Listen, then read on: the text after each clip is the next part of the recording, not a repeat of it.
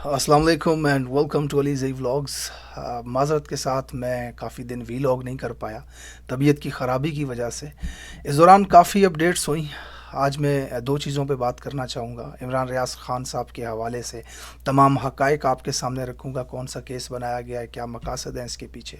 बहरहाल बड़ी दर्दनाक सी सूरत हाल थी उस दिन, पूरा पाकिस्तान रंज व गम में था। दो तस्वीरें सोशल मीडिया पे आईं। एक तरफ ये शख्स हथकड़ियों में जकड़ा हुआ जो 5 महीने का बदतरीन तशद्दुद बर्दाश्त करके आया और फिर बाहर निकल कर उसने पाकिस्तान जिंदाबाद का नारा लगाया। अब दोबारा उन्हें गिरफ़्तार करके शायद इस मकसद को पूरा किया जा रहा है कि किसी तरह वो शख्स बाहर निकल कर मरीम नवाज़ या नवाज़ शरीफ ज़िंदाबाद कह दे। शायद इन इदारों को, इन लोगों को पाकिस्तान ज़िंदाबाद के नारे से तकलीफ़ है, जिन्हें दर्द होता है कि अगर कोई पाकिस्तान ज़िंदाबाद कहे। अब रियासत उस तरफ जा रही है कि जो ये चाहती है कि नवाज़ शरीफ ज़िंदाबाद कहो, मरीम नवाज़ ज़िंदाबाद कहो। दूसरी तरफ ये तस्वीर आई चोरी के केसों में मुलव्वस ये खातून, सज़ा याफ्ता खातून, पूरी दुनिया में 7 बराज़ मोमिन की जायदादें, एक नशिस्त नहीं जीत सके इलेक्शन के अंदर। धांधली से, धौंस से, झूठ से, मक्कारी और फ़रेब के साथ अवाम के मैंडेट पर डाका डाल के गंगूबाई की तरह हाथ जोड़कर नमस्कार करती हुई असम्बली के अंदर दाखिल होती है ये औरत।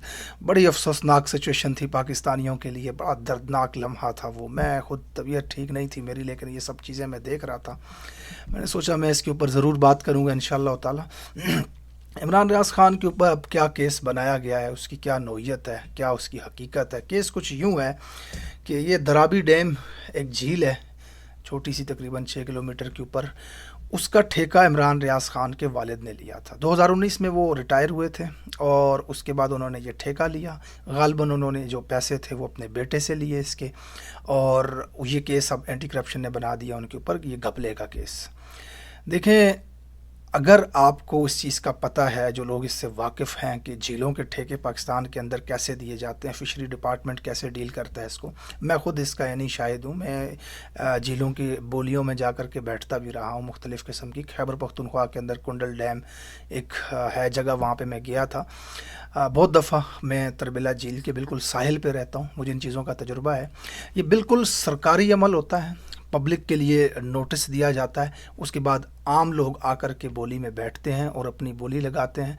जिसकी बोली पे आवाज़ आना बंद हो जाती है बाकियों की तरफ से, वो डन हो जाता है, उसे ठेका दे दिया जाता है। तो ये एक प्रोसीजर है, ठीक है। सरकारी अफसरान बैठे होते हैं सामने टेबल्स पर, तो वो डाटा लिखते हैं, नाम नंबर लिख कर के उसे ठेका दे देते हैं। तो इसमें कौन सी धांधली, इसमें कौन सा घपला, मतलब इतनी 2 नंबरी, बोगस किस्म का, फजूल किस्म का, जाहिलाना किस्म का वो उनके ऊपर इमरान रियाज ख़ान के पैसों के हवाले से बात की जाती है। जा कर के देखें, उनके दिन में 2 वीलॉग आते हैं, 2 से 3 मिलियन किसी वीलॉग पे, किसी पे 1.5 मिलियन, किसी पे 1 मिलियन। आपको पता है, अंदाज़ा है कितनी बड़ी अमाउंट बनती है ये करोड़ों में बनती है ये अमाउंट, करोड़ों में। तो एक 4 करोड़ का, गालबन 4.5 करोड़ का ठेका था ये झील का। ये लेना क्या मुश्किल है उस आदमी के लिए। सारी ज़िंदगी वो जर्नलिज़म के अंदर गुजार रहा है, भाई उसके कारोबार कर रहे हैं, वेल सेटल्ड आदमी है। तो 4 करोड़ का ठेका अगर उसने कहीं पे ले लिया तो इसमें कौन सी करप्शन आपको नज़र आई है। इमरान रियाज कोई सरकारी ऑफिस होल्डर नहीं था। जिन्होंने इस मुल्क को तबाह कर दिया, आज इस हाल में पहुंचा दिया है कि IMF से सिर्फ 6 बिलियन लेके आने के लिए हम तरले कर रहे हैं कि हम किस तरह जा कर के 6 बिलियन लेकर के आएंगे। वो मिस्र देखो जा कर के 36 बिलियन वो ले आए हैं। उनकी इतनी हैसियत और इतनी औकात है कि IMF ने उन्हें आज 36 बिलियन दे दिए हैं, और ये अगले 4 महीने बाद जाएंगे जाके IMF के तरले करके 6 बिलियन लाएंगे और फिर उसे खा के भाग जाएंगे मुल्क से। तो उनसे तो करप्शन के सवाल नहीं किए जाते, लेकिन ये सहाफ़ियों से और उन लोगों से जो लोगों को आकर के हक़ाइक़ बताते हैं, उनके ऊपर करप्शन के केसेस डाले जाते हैं। बहरहाल शहज़ादी को तोहफ़ा दिया गया है, इमरान रियाज की हथकड़ियों में तस्वीर भेजी गई है। वज़ारत आला का ओहदा संभालने से पहले एक पुलिस वाला है वहाँ पे पंजाब में, जो ये चाहता है कि मरीम नवाज़ अब वज़ीर आला बनेगी तो तैनातियाँ अपनी मर्ज़ी से करेंगी, तो चले मैडम को खुश करते हैं, शायद हम IG बन जाएँ। ऐसा होने वाला नहीं है, इंशाअल्लाह ताला ऐसा होगा नहीं।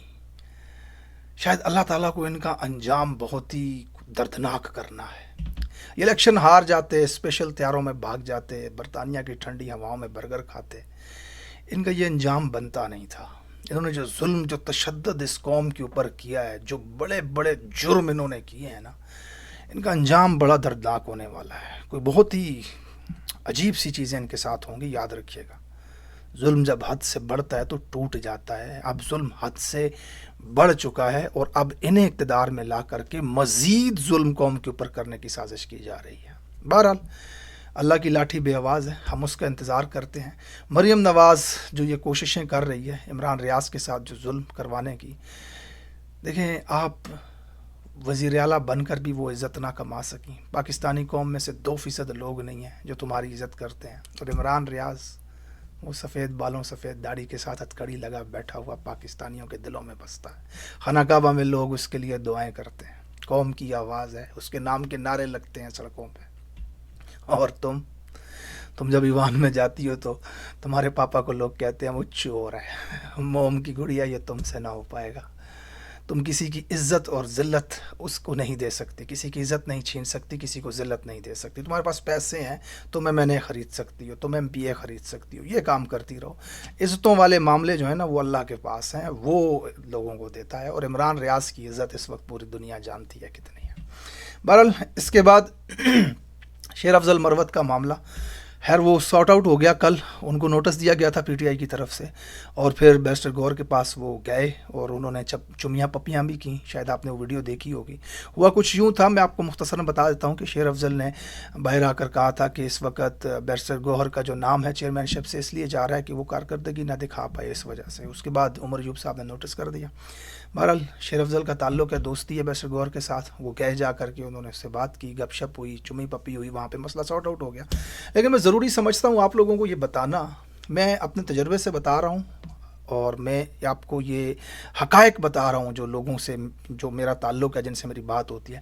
شیر افضل سچ بول دیتا ہے. وہ یہ نہیں سوچتا یہ سچ کتنا کڑوا ہے یا کتنا میٹھا ہے, یا اس سچ میں تھوڑا سا نمک ڈال کے اس کی کڑواہٹ کم کرنے کی کوشش نہیں کرتا. بس وہ جو ہوتا ہے نا وہ اسی طرح آ کے لوگوں کو بتا دیتا ہے. جو خان نے بات بتائی جیل کے اندر اس نے باہر آ کے کیمروں کے سامنے بتا دی, یہ خان نے بولا. اور متعدد بار یہ چیز ثابت ہو چکی ہے, یہ چیز ثابت ہو چکی ہے کہ وہ سچا ہے. 10 دن بعد, 5 دن بعد, 1 ہفتے بعد, لیکن ثابت ہوتا ہے کہ خان نے یہ کہا تھا. تو وہ یہ نہیں سوچتا کہ خان تو جیل کے اندر ہے, باہر ہم ہیں, خان کو سچویشن اور حالات کا نہیں پتا, یہ بات اس طرح کرنی چاہیے یا نہیں کرنی چاہیے. اپنے طریقے سے نہیں کرتا, جو خان نے بولا وہ آ کے بتا دیتا ہے. یہ میں آپ کو گارنٹی کر کے کہتا ہوں, اب دیکھ لیجئے گا خان باہر آئے گا یہی بات ہوگی. یہ چیز شیر افضل کے خلاف بھی جاتی ہے بعض دفعہ, بہت زیادہ بلنٹ ہو کر کے بولنا, اوپن ہو کر کے بولنا, لیکن جو سچ ہے وہ سچ بول دیتا ہے آ کر کے لوگوں کے سامنے. اس کا کریڈٹ اسے ملنا چاہیے. جہاں پہ آپ اس کے منہ پھٹ ہونے کا کہتے ہو یا پھر کہتے ہو کہ ہر بات منہ پہ بول دیتا ہے, تو اسے پھر یہ والا کریڈٹ آپ دو کہ وہ بالکل سچ کہتا ہے, باقی لوگوں کی طرح اپنی سوچ بیچ میں نہیں لاتا. اور میں آپ کو بتاؤں, شیر افضل کی کل میں ایک ویڈیو دیکھ رہا تھا, اس میں اس نے کہا کہ یہ 9 مئی جو ہے اس میں ادارے کا کوئی شخص نہیں مرا, کوئی زخمی نہیں ہوا, ادارے کا کوئی نقصان نہیں ہوا, ریاست کا کوئی نقصان نہیں ہوا. تحریک انصاف کے 25 لوگ مر گئے, 4 اپاہج ہیں, درجنوں قید ہیں. میں آپ کو چیلنج کرتا ہوں اس وقت پی ٹی آئی کی لیڈرشپ میں سے کسی ایک کو سامنے لاؤ, یہ بات بول کے دیکھا جائے. چلیں, یہ بات جو شیر افضل نے کی ہے انٹرویو میں کیمرے کے سامنے, کروا کے دکھائیں مجھے کسی اور سے. نہیں, وہ آتے ہیں نا کیمرے کے سامنے نا, ان سے پوچھتے ہیں یہ کیا ہو رہا ہے بھائی, وہ کہتے ہیں حکومت کر رہی ہے, محسن نقوی کا کر. دیکھیں یہ سب چیزیں ہمارے ساتھ نہ کریں. ہم پچھلے 10 سال سے یہی کر رہے ہیں, انہی سیاستدانوں کو دیکھ رہے ہیں, انہی پہ ویڈیوز بنا رہے ہیں. ہمارا کام ہے یہ, ہمیں سمجھ آتی ہے, سب کے ساتھ رابطے ہوتے ہیں ہمارے, ہمیں سب دکھتا ہے کون کہاں سے کھیل رہا ہے, کون کتنا گھبرا رہا ہے, کون صلح چاہتا ہے, کیوں صلح چاہتا ہے, کیا مقصد ہے, ساری چیزیں ہمارے ذہن کے اندر ہوتی ہیں. بہرحال اچھی بات ہے, ریاست کے اندر استحکام آنا چاہیے, سب سے صلح ہونی چاہیے, ملک بھی ہمارا, ادارے بھی ہمارے ہیں, لیکن سچ تو انسان کو کہنا ضروری ہے, وہ کہنا چاہیے. اس کے بعد آخر میں ایک بہت اہم واقعہ ہوا ہے آج لاہور میں. ایک خاتون کو جنونیوں نے گھیر لیا اور اسے مارنے کی کوشش کی کہ اس خاتون نے آیتیں لکھے ہوئے کپڑے پہنے ہوئے ہیں, کپڑے پہنے اس کے اوپر آیتیں لکھی ہوئی ہیں. جنونی آ گئے جی, پہنچ گئے, مار دو, کاٹ دو, نعرے لگنے لگے, گستاخ رسول کی ایک ہی سزا.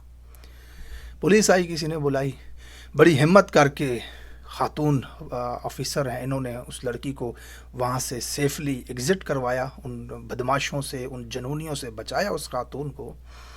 میں حیران ہوتا ہوں ان کی جنونیت پہ، یہ اتنے وحشی ہیں نا، سچ جھوٹ انہوں نے نہیں دیکھنا. ذرا یہ ویڈیو دیکھیں، یہ سعودی عرب کا ایک برانڈ ہے، اس نے یہ کپڑے بنائے ہیں، پوری دنیا کے اندر بیچ رہے ہیں. رمضان کے لیے انہوں نے یہ سوٹ ڈیزائن کیا ہے، پوری دنیا میں مسلمان خرید رہے ہیں. اس کے اوپر لکھا ہوا ہے حلوہ. حلوہ کا مطلب ہوتا ہے خوبصورت، اور اس کو انہوں نے آیتیں سمجھ لیا کہ یہ قرآن کی آیت لکھی ہوئی ہے، اور اس کو مارنے کے پہ آ گئے کہ تو انہیں مذہب کر دی اس نے، مار دو اس کو. پولیس نہ پہنچتی تو یہ مار دیتے. یہ جنونی پتہ ہے کس چکر میں مار مرار کرتے ہیں کہ ہجوم آئے گا، لڑکی کو ماریں گے، اس بہانے ہم ہاتھ لگا لیں گے.